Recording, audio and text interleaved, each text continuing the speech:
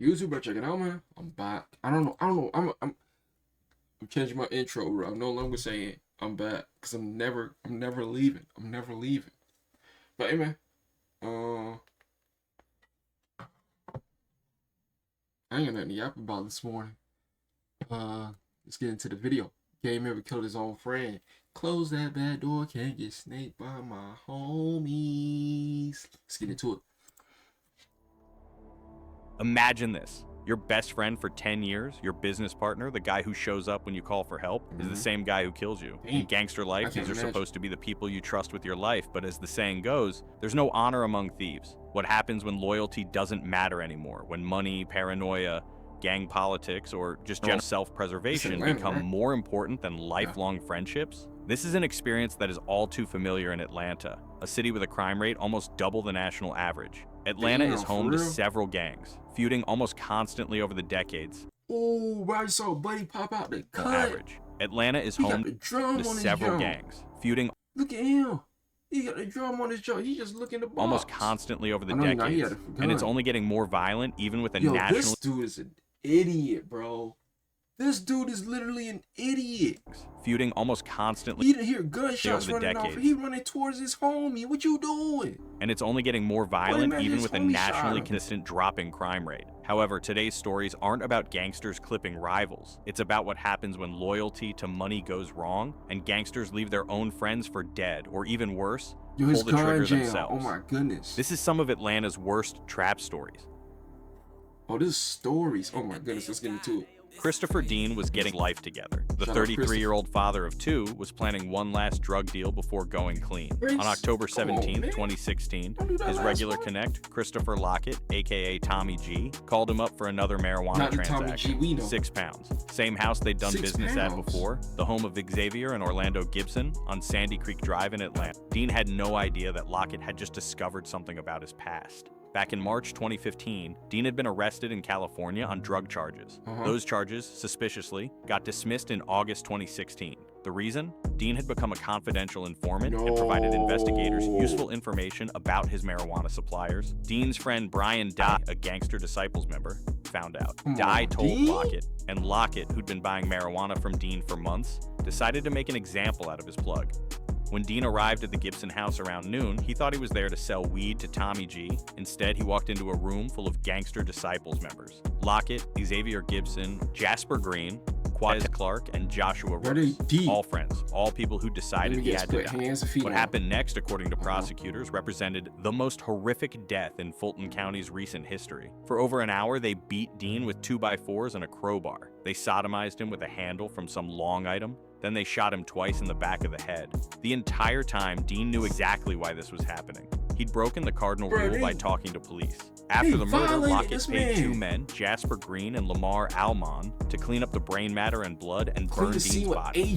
But when they saw the gruesome condition of the corpse, they couldn't go through with it. Instead, they stuffed his body into the trunk of Lockett's Toyota Camry and left it at the H. Holmes subway station. Atlanta police found Dean's decomposing remains on November 19, 2016, more than a month after his murder, and all 7 suspects were arrested. Here's what's disturbing.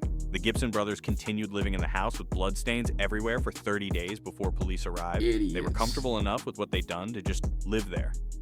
In April 2019, 5 defendants were convicted: Christopher Lockett, Xavier Gibson, Quatez Clark, Joshua Rooks, and Jasper Green. All received life sentences. Lockett got life without parole. Clark got 2 consecutive life sentences plus 5 years. The others got straight life. The judge said it all came down to choices, but for the gangster... 2 life sentences plus 5 years. Bro, is that 5 years really necessary, bro?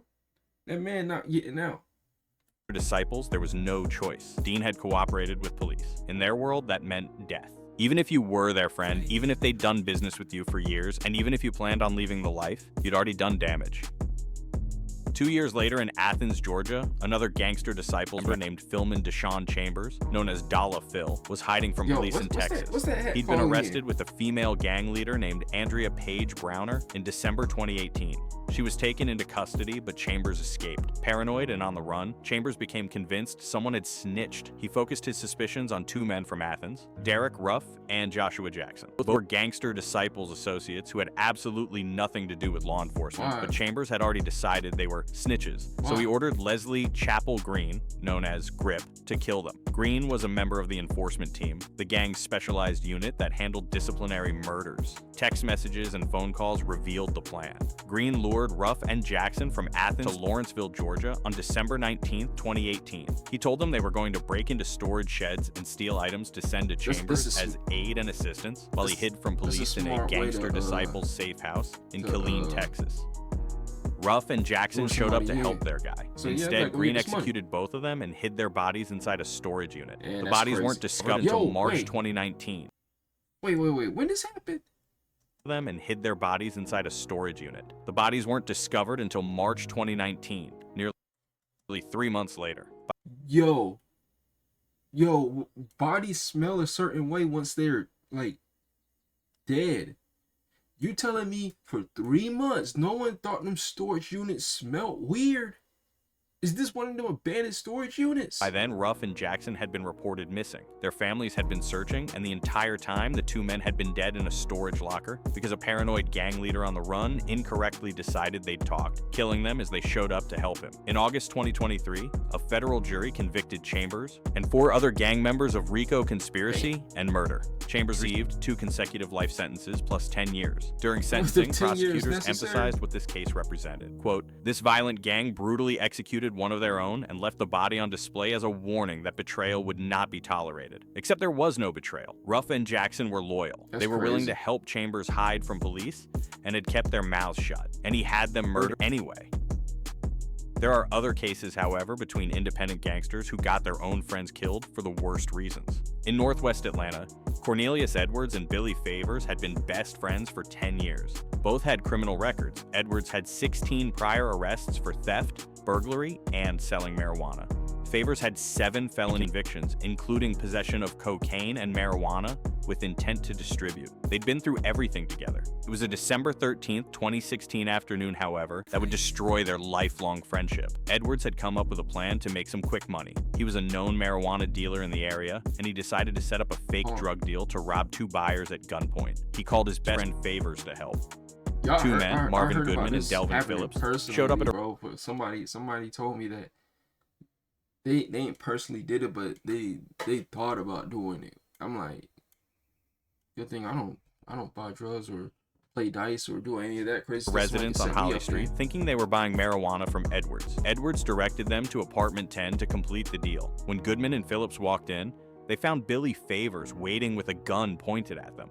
Favors tried to rob them, but Phillips wasn't going down without a fight. A shootout erupted in the apartment. Bullets flew. Phillips got shot twice, once in the arm, once in the chest, but he survived. Billy Favors also got shot twice in the chest and arm and died at the scene. Edwards' best friend of 10 years bled out on the floor of that apartment because Edwards sent him in there to rob armed drug buyers. During the investigation, Goodman and Phillips identified Edwards in a photo lineup, but the real nail in the coffin came when police recorded a phone conversation between Edwards and one of Favors' relatives. On that call, Edwards admitted he concocted the plan. He set the whole thing up. He directed the victims to that apartment. He knew Favors would be waiting there with a gun, and when it all went wrong, his best friend died while Edwards wasn't even in the room. In May 2018, a Fulton County jury convicted Edwards of murder, aggravated assault with a deadly weapon, criminal attempt to commit armed robbery, and possession of a firearm during the commission of a felony. Judge Paige Reese Whitaker sentenced him to life in prison plus 5 years.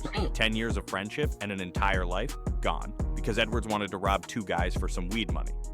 Come on, Edwards. You could have just sold Gino Gerard Hall, Leon Van Summers Jr., and Miles Costin were a robbery crew. They worked together, hit licks together, made money together. On April 23rd, 2023, the 3 of them did what they did best: target a mobile home in Stone Mountain, Georgia. The plan was simple: break in, rob the homeowner, who they believed was a drug dealer with cash, and get out.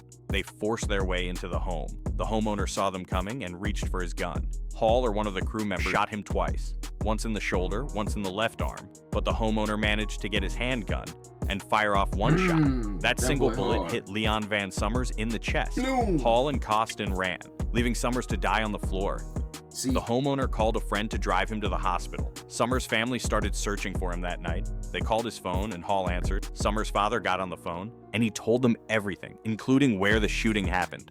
When I get my home, bro, I'm gonna have guns on deck. just in case a situation like this happen, bro. Now either I'm gonna have guns on deck. I'm gonna show my woman how to use a gun in case we gotta be like Mr. and Mrs. Smith out that joint. Talking about Bonnie and Clyde at that joint. Talking about I don't know, somebody name a man and woman at a mobile home park hard. off Annistown Road, the same place where Summers' body was found the next day when police responded to the homeowner's report be like DJ Vlad at that joke. I ever told you about the story of my time my house got robbed? home invasion.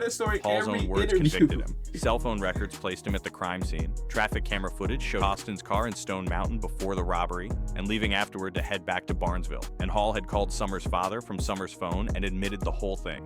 In May 2025, a Gwinnett County jury convicted Hall of felony murder, home invasion, aggravated assault, and possession of a firearm during the commission of a felony. He was sentenced to life in prison plus 5 years. Leon Van Summers died because his own crew member led him into a robbery, shot at an armed homeowner, then ran and left him there to bleed out. They were partners, but when it went bad, Hall saved himself and let Summers die alone on a stranger's floor. Miles Costin still faces trial for his role, but the pattern is clear. But when these gang crimes go wrong, loyalty disappears, and for gangsters, death is a part of everyday life. Oh shit, that's the end of the video. Free. I'm gonna subscribe though. You hard. Appreciate y'all for tuning in, bro. I love y'all. And get at y'all on the next one, man.